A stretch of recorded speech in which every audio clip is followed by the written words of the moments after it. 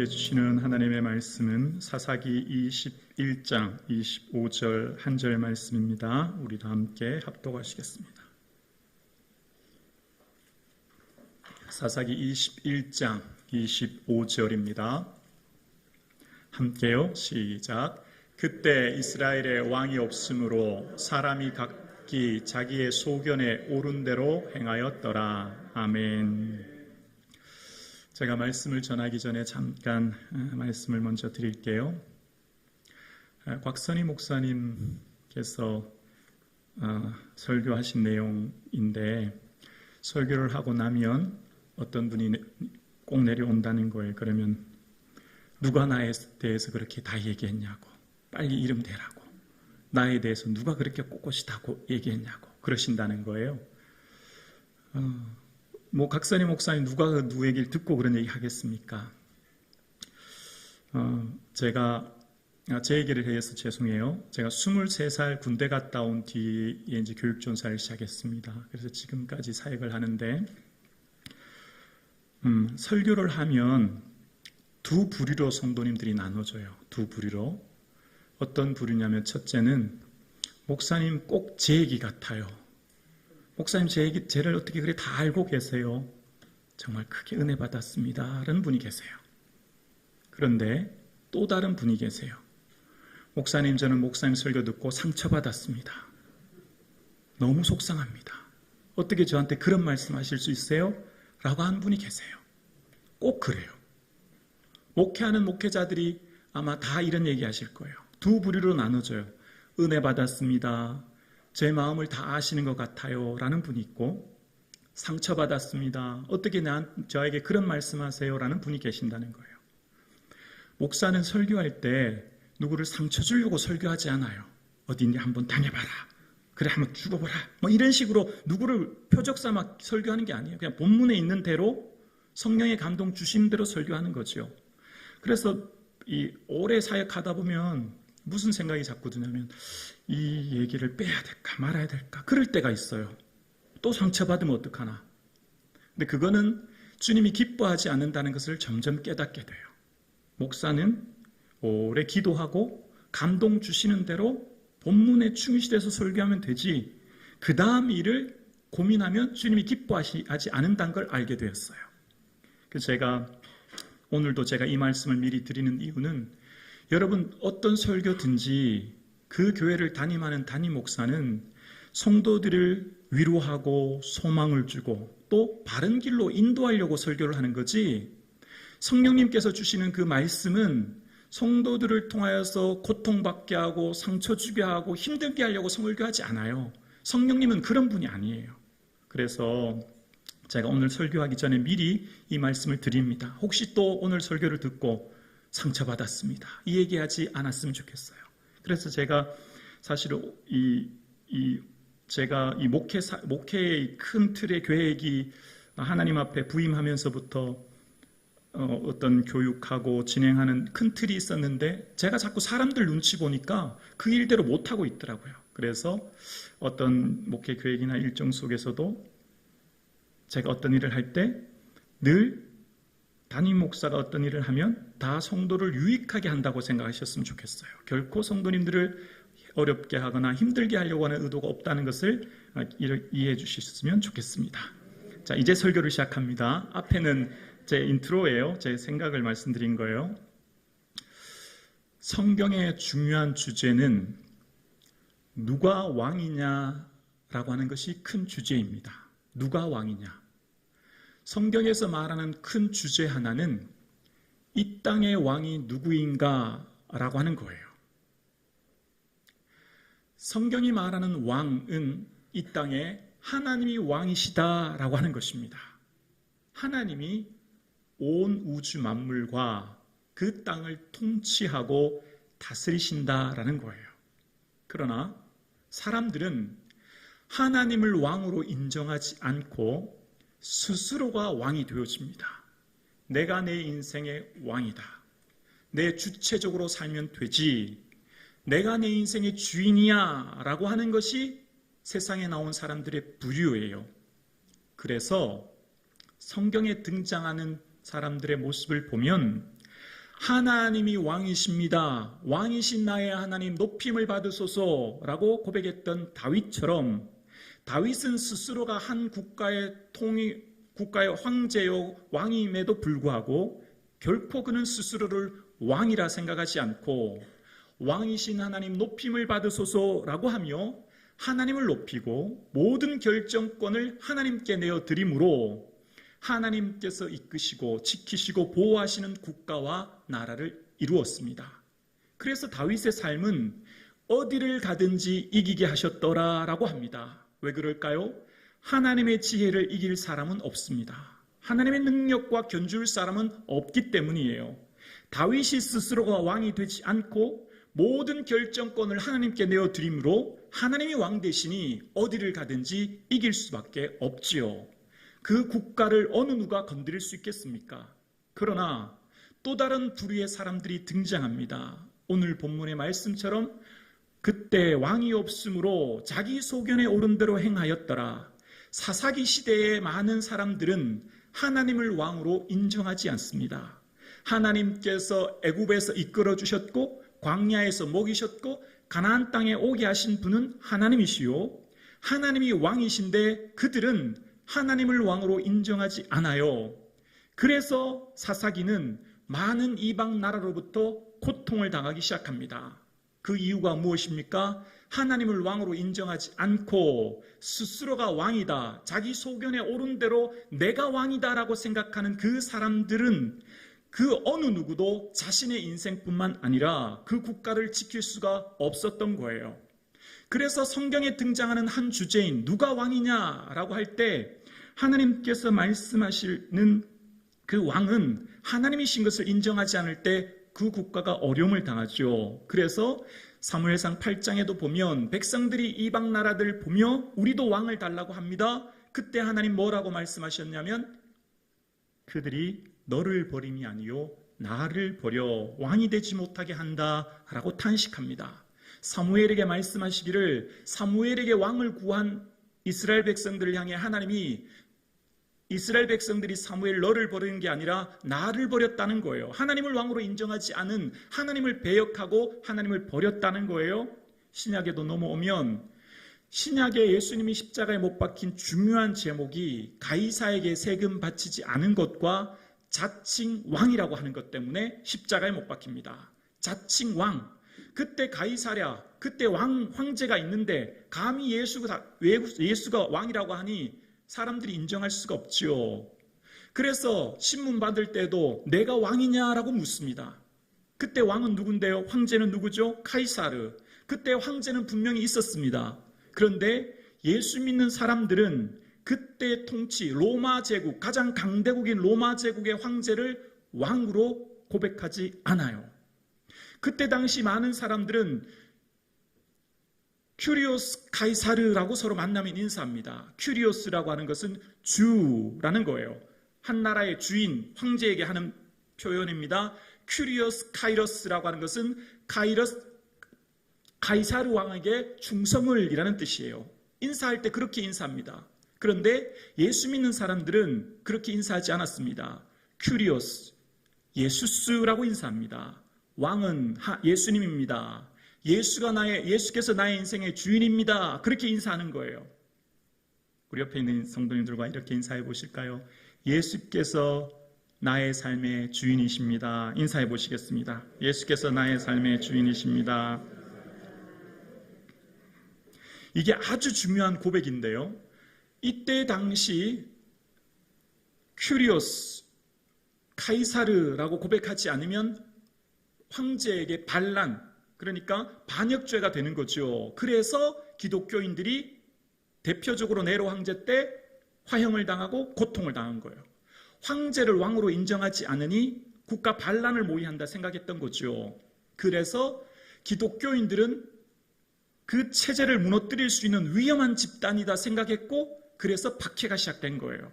그러니까 누구든지 내 입으로 예수를 주로 시인하며 마음으로 믿고 입으로 시인하면 구원을 얻는다, 이 말이 쉬운 말이 아니에요.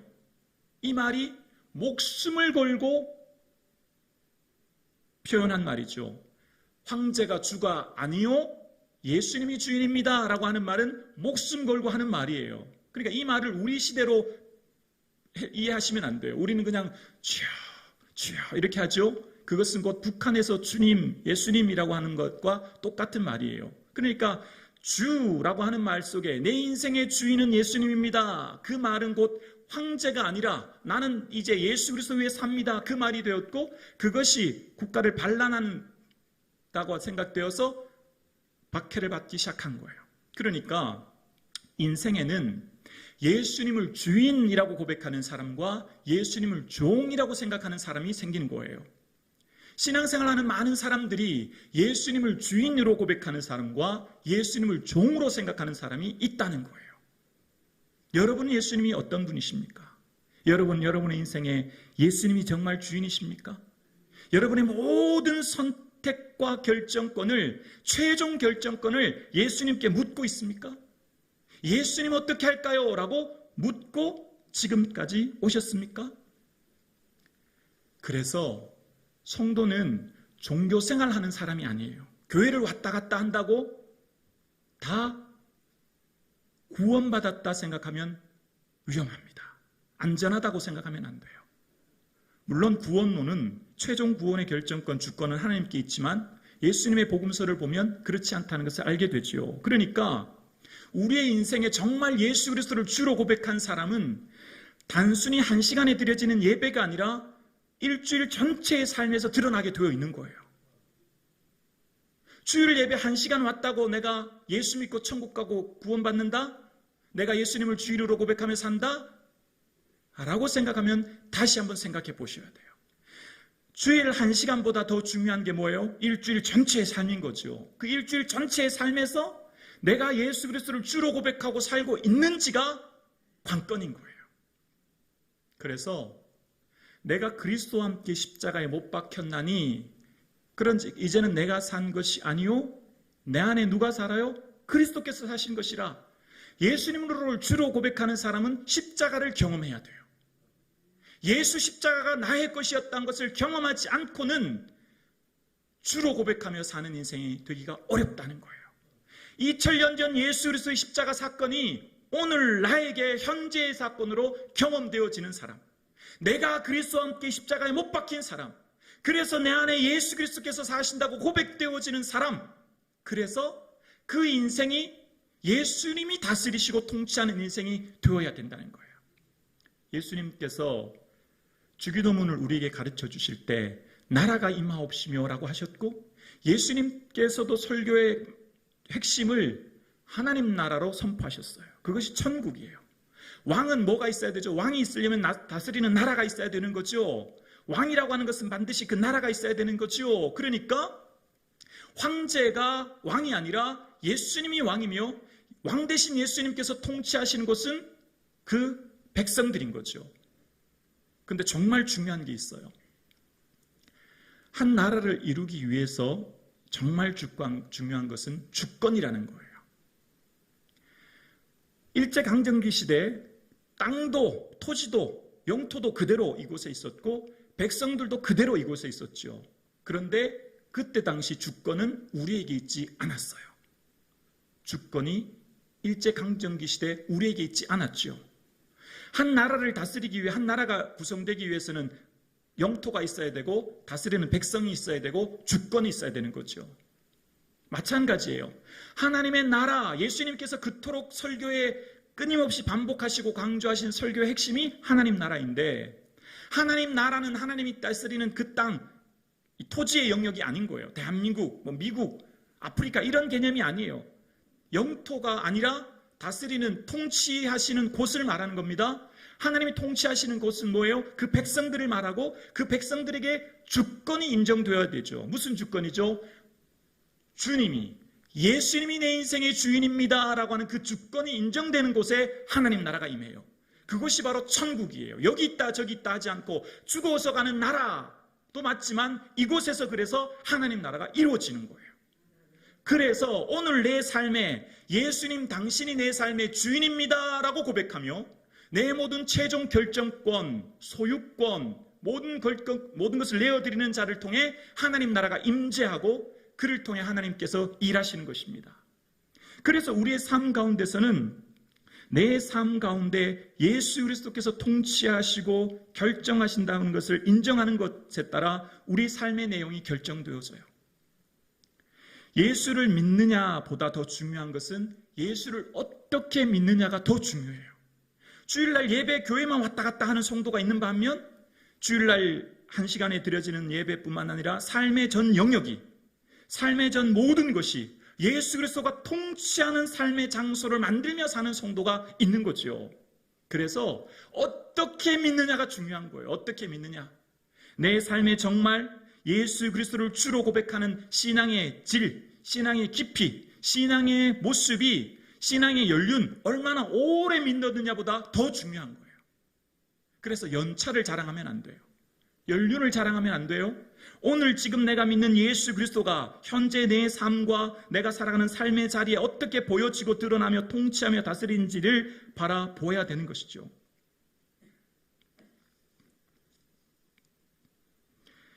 그래서 우리의 삶은요, 십자가를 경험하는 것이 너무너무 중요해요. 예수 그리스도께서 십자가의 피 흘리심과 죽으심이 나를 위한 사건임을 경험되어지는 것이 얼마나 중요한지 몰라요. 2000년 전에 그 사건, 성경에 기록된 사건, 목사가 강단에서 얘기하는 그 사건, 그냥 들려오는 그 사건이 아니라 예수 그리스도의 십자가를 통하여 눈물과 회개와 기쁨과 감사와 처절한 은혜가 경험되어지는 저와 여러분 되실 수 있기를 주의 이름으로 축원합니다. 십자가의 경험이 삶의 질을 결정해요. 여러분 지금 예수 그리스도의 십자가가 내 삶에 경험되어져서 그 십자가를 생각하면 감동이 되어지고 눈물이 나며 은혜가 넘치십니까?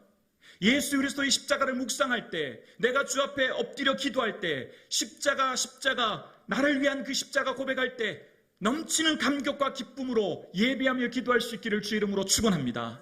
그 십자가의 은혜가 식어졌다면 다시 한번 내 마음을 살펴야 합니다. 십자가의 영광과 그 은혜, 그 감격이 사라졌다면 다시 한번 내 영혼의 상태를 살펴보아야 합니다. 십자가 사건이 예수 그리스도를 주로 고백하는 시작이요, 예수 그리스도를 주로 인정하는 삶의 내용을 결정하기 때문이에요. 그래서 예수께서 나의 삶의 주인이십니다. 이 고백이 얼마나 중요한 고백인지 몰라요. 이 고백은 여러분들이 그토록 알기 원하는 하나님의 뜻과 맞닿아 있어요. 여러분 늘 하나님의 뜻을 궁금하시잖아요. 늘 하나님의 뜻이 뭔지 찾고 계시죠? 하나님의 뜻을 물으려면 먼저 이것이 고백되어져야 돼요. 내가 내 인생의 주인인데, 내가 모든 걸 결정하며 사는데, 그런 사람이 어떻게 하나님의 뜻을 올바로 알 수 있겠습니까? 하나님의 뜻을 알고 그 뜻 안에 거하기 위해서는 예수 그리스도께서 내 삶의 주인이십니다. 제 생각에는 이렇게 하는 것이 좋지만 예수님 어떻게 할까요? 예수님 말씀하시면 순종하겠습니다. 이해되지 않아도, 납득되지 않아도 순종하겠습니다. 라고 고백하게 되죠. 그래서 예수 그리스도께서 주인 되어 주시는 삶의 모습은 반드시 그 사람을 통하여 선한 영향력이 드러나게 되어 있어요. 그 사람이 머무르는 그 장소에 평화가, 일치가, 그리고 그 사람이 머무르는 자리가 아름다운 자리로 변화되게 되어 있어요. 예를 들어 볼까요? 내가 어저께 어느 분과 다퉜어요. 다퉈서 나도 마음이 상하고 그 사람이 마음이 상했어요. 그런데 예수 그리스도가 온전히 주인 된 사람은 주 앞에 엎드리면 견딜 수 없는 아픔을 느끼는 거예요. 예수님이 주시는 그 마음을 느끼게 되는 거예요. 그리고 깨닫게 하시는 거죠. 내가 먼저 손 내밀어야 함을. 나의 자존심도, 나의 생각도, 나의 모든 것도 내려놓고 예수님 말씀하시면 순종하게 되는 것. 그것이 예수 그리스도가 주인된 인생인 줄로 믿습니다. 아멘이 아니라 그런 줄 믿습니다. 아멘이십니까? 아멘이 되어져야 돼요. 자, 그래서 예수 그리스도가 주인된 인생은 하나님의 뜻을 찾는 자들과 맞닿아 있다고 했죠. 예수님을 주인으로 인정한 사람이 곧 하나님의 뜻과 그 은혜를 깨닫게 되는 거예요. 그러려면 먼저 준비가 필요해요. 어떤 준비가 되어야 될까요? 하나님의 뜻을 찾고 하나님 주인된 인생을 살기 위해서는 준비해야 돼요. 어떤 준비요? 들을 준비가 되어야 돼요. 하나님 여러분에게 말씀하시고 하나님 여러분에게 깨닫게 하여 주시고 하나님 여러분에게 들려주시기 원하시는데 우리가 들을 준비가 되어 있지 않기 때문에, 들으려고 하지 않기 때문에 주님이 말씀하지 않으시는 거예요. 아니, 말씀하시는데 우리가 못 듣는 거예요. 마치 지금 이 시간에도 눈에 보이지 않지만 수많은 주파수가, 헤르츠가, 주파수가 있는데 우리 귀에 들리지 않아도 휴대폰이 울리는 것처럼 주님은 산과 들과 자연을 통해 말씀하시고 성경을 통해 말씀하시고 주변의 사람을 통해도 말씀하시고 끊임없이 수많은 주파수로 우리에게 말씀하고 계시는 거예요. 우리는 무지하여 듣지 못하는 거예요. 그래서 준비가 필요해요. 들을 준비가 있어야 되는 거죠. 그래서 우리는 그 들을 준비를 위해 장소와 시간을 정하셔야 합니다. 여러분의 삶이 무척 바쁘시죠? 얼마나 바쁜지 몰라요. 현대 직장인들은 잠잘 시간이 부족하시잖아요. 그런데 주의 뜻을 찾고 구하고 나가려면 준비가 필요한데 주님께서 내게 말씀하시고자 하는 것을 들으려면 먼저 장소와 시간을 정하셔야 돼요. 아무에게도 방해받지 않은 시간, 아무에게도 방해받지 않은 장소를 정하셔야 돼요. 제 생각에는 제일 좋은 것은 성전이라고 생각해요. 근데 만약 성전이 너무 멀어서 오기 힘들다면 저는 그렇게도 생각해 봅니다. 남편을 출근시킨 주부라면 아무도 없는 홀로 된 방에서 혹은 거실에서도 조용히 묵상하며 기다릴 수도 있고, 출근하는 직장인이더라면 너무 바쁘다면 운전하는 차 안에서도 깊이 생각하시고, 혹은 퇴근한 후에 혹은 직장을 조금 일찍 가셔도 아무튼 어떤 수단과 방법을 가리지 마시고 시간을 내셔야 돼요. 어떤 시간요? 하나님을 독대할 수 있는 시간, 하나님을 마주 대할 수 있는 시간을 정하셔야 돼요. 바쁜 시간과 장소에서 어쨌든 드라마 보는 시간을 줄이시든지 TV 보는 시간을 줄이시든지 아니면 어떤 시간을 좀 내셔라도 시간을 내셔야 돼요. 그 시간은 단 5분도 좋고 7분도 좋고 좋습니다. 그 시간을 처음부터 내기 힘드니까 늘려가야 되는 거죠. 조금씩 늘려가야 되는 거죠. 그래서 그 시간을 일단 처음에는 5분도 좋아요. 5분이라는 시간도 내셔야 돼요. 반드시 내시고 말씀을 통해 묵상하셔야 돼요. 하나님 앞에 기도하는 것은 구하지 않아도 우리가 뭘 구해야 될지는 주님은 다 알고 계세요. 그래서 기도는 뭐예요? 우리에게 정말 중요한 기도의 시간은 듣는 시간이 중요해요. 주님이 뭘 원하시는지를 아는 것이 어쩌면 우리에게 더 중요할 수도 있어요. 왜냐하면 우리의 기도가 간구에 치우치면 우리는 어쩌면 간구하고만 일어서면 주의 뜻을 들을 시간이 없거든요. 간구하지 않아도 주님은 우리의 기도 제목을 다 알고 계시죠? 그래서 우리는요, 정말 중요한 것은 듣는 훈련이 필요해요. 들으려면 먼저 조용히 내 내면을 살펴보아야 해요.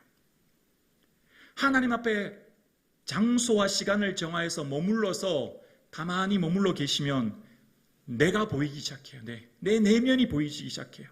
내 내면의 감정과 내 내면에 있었던 수많은 것들이 상기되기 시작해요. 내 속에 무엇이 있는지 보이기 시작하는 거예요. 지금 내가 무엇이 내 마음에 가득 차 있는지를 깨닫게 하시는 거예요. 지금 내 마음이 어떤 것으로 가득 차 있는지를 보게 하시는 거예요. 그래서 하나님 앞에 조용히 머물러 있을 때 내 생각의 작은 것들까지도 유의해서 살펴보아야 합니다.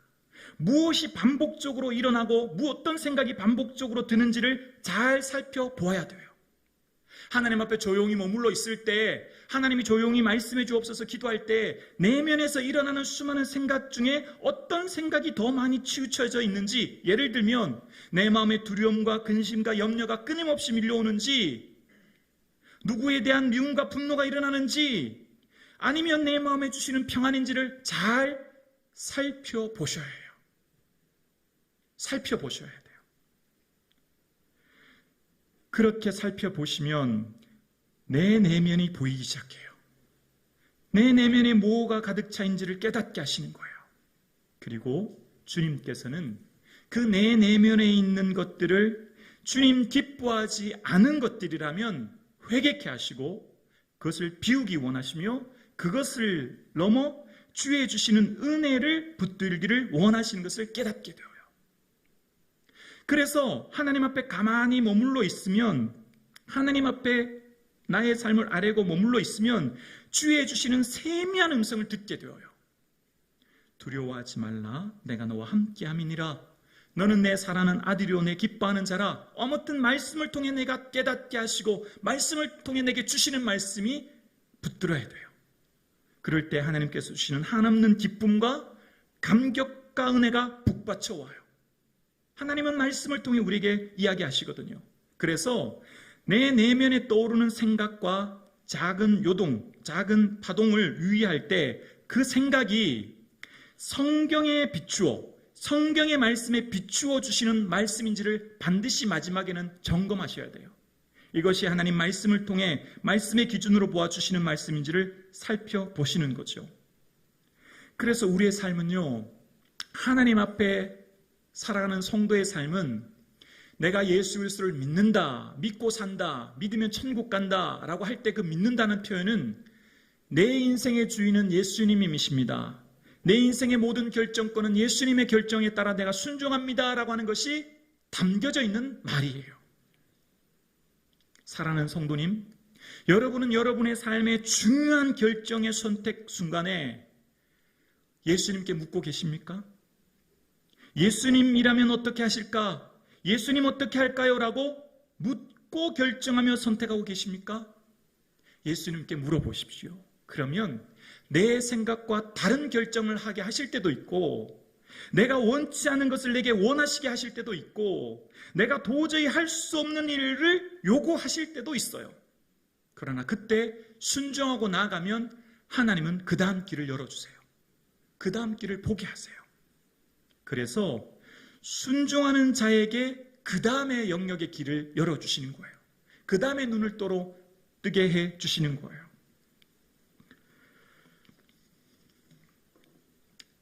사랑하는 성도님, 예수님을 믿는다라고 하는 것은 예수님을 내 인생의 주인으로 고백하는 삶이 되고요. 예수님을 주인으로 고백하는 인생의 삶은 가난하고 부족하고 고난이 오고 힘든 일이 와도 예수님께 모든 것을 내어 맡기며 살기 때문에 견딜 수 있는 힘을 얻게 되어요. 예를 들면 교회에서 짐을 제일 많이 지고 있는 사람은 누구일까요? 담임 목사예요. 담임 목사가 가장 짐이 무거워요. 무한의 책임을 지고 있기 때문이에요. 성도에게 일어나는 무한의 책임이 담임 목사에게 있어요. 그 일이 잘 돼도 그 일이 못 되어도. 그리고 성도들의 삶이 100분이면 100분, 1000분이면 1000분 평안할 날이 잘 없고 언제나 문제와 어려움이 생겨요. 뿐만 아니라 성도님들의 삶은 성도님이 100분이면 500분이 담임 목사가 모셔야 될 성도님이에요. 왜냐하면 그 자녀들과 그 부모님이 계시기 때문에. 그러면 교회를 섬기면 성도님들을 한 분이 평안하면 또 다른 분에게 어려움이 생겨요. 그 어려운 분이 문제가 해결되면 또 다른 분에게 문제가 생겨요. 담임 목사가 편하게 잠자할 수 있을까요? 없어요. 왜냐하면 성도를 너무 사랑하기 때문에. 성도를 사랑한 뜨거운 사랑 때문에 밤잠이 오지 않고 고통스러워 견딜 수 없어요. 만약 담임 목사가 예수 그리스도를 주인으로 고백하지 않고 교회의 주인을 예수님으로 고백하지 않고 사역의 주인을 예수님으로 고백하지 않으면 담임 목사는 아마 우울증 걸릴 거예요. 불안해서 못 살 거예요. 마찬가지예요. 여러분 삶도 마찬가지예요. 우리가 예수를 믿는다라고 하면서도 참된 기쁨과 평안함과 그 은혜 가운데 거하기를 예수님은 원하고 계세요. 예수님의 간절한 소원은 여러분이 평안 가운데 거하기를 원하세요. 여러분이 평안한 삶을 살기를 예수님은 간절히 원하고 기대하고 계세요. 그런데 우리의 삶 가운데 그렇지 못한 우리의 내면, 우리의 삶을 보며 넘어질 때가 한두 번이 아닌 것을 보게 되어요. 그래서 예수 그리스도가 내 인생의 주인이십니다. 이 고백은 매 순간마다 고백되어져야 돼요. 매 순간마다. 한 번 했다고 해결되는 게 아니에요. 왜냐하면 베드로가 주는 그리스도시요 살아계신 하나님의 아들이십니다 라고 고백했더니 파요나시마나 복이 있다. 내 고백 위에 교회를 세울 거야. 음부의 권세가 이기지 못할 거야. 예수님 막 칭찬하셨죠. 그래서 예수님 뭐라고 하셨죠?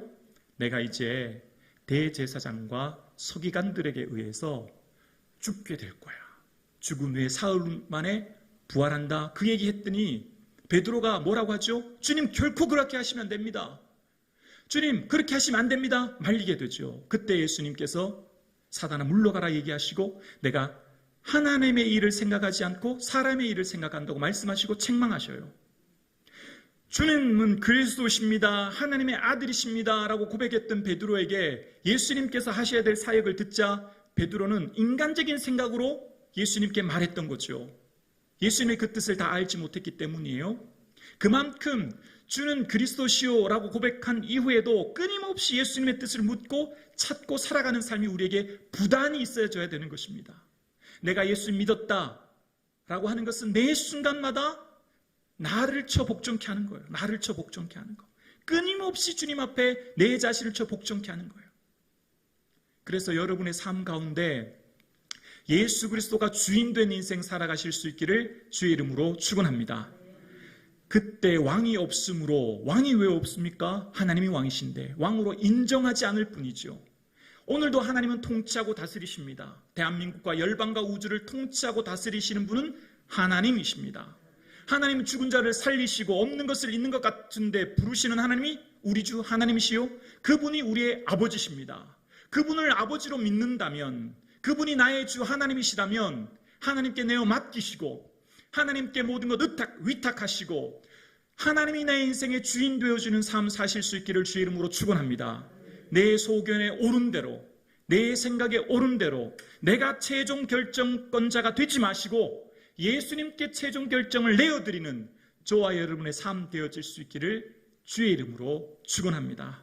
기도드리겠습니다. 살아계신 아버지 하나님 감사합니다. 오늘 고개 숙인 거룩한 종들의 삶에 예수님이 내 인생의 주인 되게 하여 주옵소서. 예수님께서 기뻐하시고 예수님께서 소원하시고 예수님께서 그토록 바라시는 일을 우리가 이룰 수 있도록 은혜를 내리어 주옵소서. 그리하여 뜻이 하늘에서 이루어진 것 같이 땅에서도 우리를 통해 주의 뜻이 이루어지게 하여 주옵소서. 하나님의 나라가 우리를 통해 우리가 발디디는 모든 땅에 충만히 임하게 하여 주옵소서.